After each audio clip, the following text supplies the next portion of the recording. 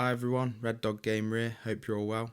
And before I get into today's video, I just wanted to say a massive thank you and shout out to anybody that has recently subscribed to my channel or has liked any of my videos on there. It does mean a lot for your support and it keeps me motivated to keep plugging the channel and providing more and more content. So thank you very much for that. In terms of today's video, I'm going to be covering off some tips and tricks on how to defeat Malenia, Blade of Miquella, who is considered by many to be the toughest boss in Elden Ring. So without further ado, let's get into it.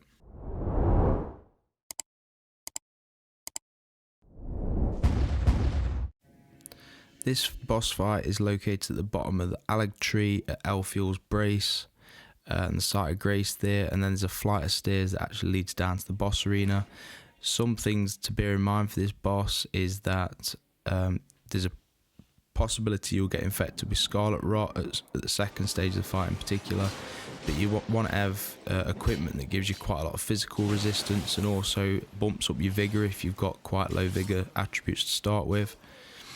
These are some unsuccessful attempts that you can see here of me actually trying to defeat the boss, but it sort of illustrates some of the fast attacks that she actually dishes out. This one where she jumps in the air and does the spinning attack, she'll do that in a flurry of 3 or 4 attempts, and if you get caught in that, it's pretty much instant death.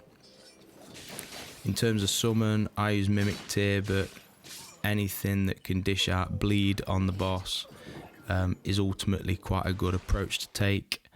And in terms of weaponry, I ended up using the Bloodhound Fang that has obviously bleed build into it, and I used the Mimic Tear summon. So this is the second phase of the boss that you can see now, and that initial burst attack that you see there, you can actually avoid that if you rush forward and go towards the right, and you can actually avoid any damage in that instance. You've got to get the balance right in this boss because she is quite prone to stagger as well, so if you attack and sort of get a flurry of attacks off yourself, it will stagger the boss and give you a chance to sort of rain down attacks, and it also prevents her from being able to attack you, which, by the way folks, does actually regenerate her own health as well when she dishes out damage on you.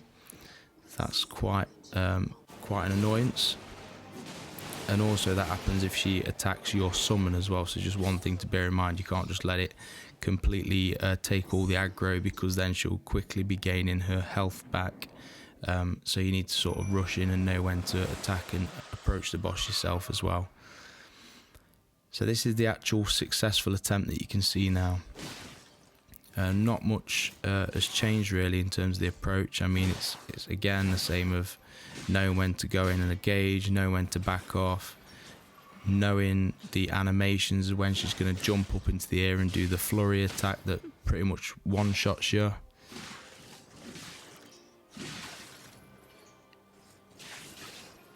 But yeah, anything in terms of equipment that boosts your physical defense, so the dragon crest, talismans, and also anything that sort of bumps up your endurance, stamina and vigor if you've got quite low HP as well, and that will really help you in this fight. See the stagger there, breaks the poise, gives you a chance to get a good few attacks in.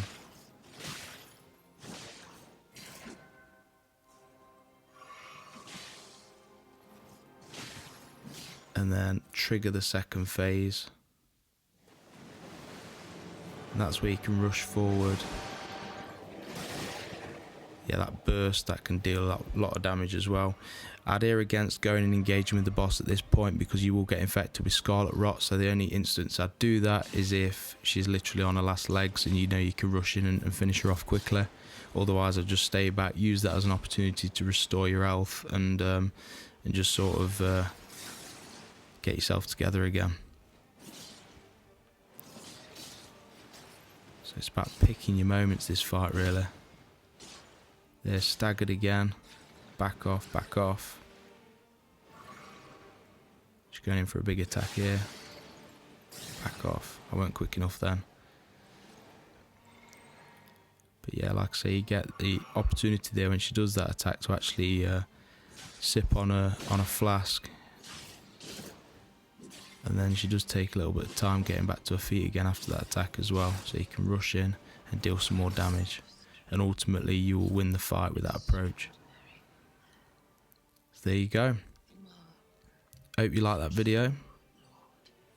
Let me know your thoughts in the comments, and please, if you can, subscribe to my channel and support Red Dog Gamer. Thank you, people. Hope you enjoyed that.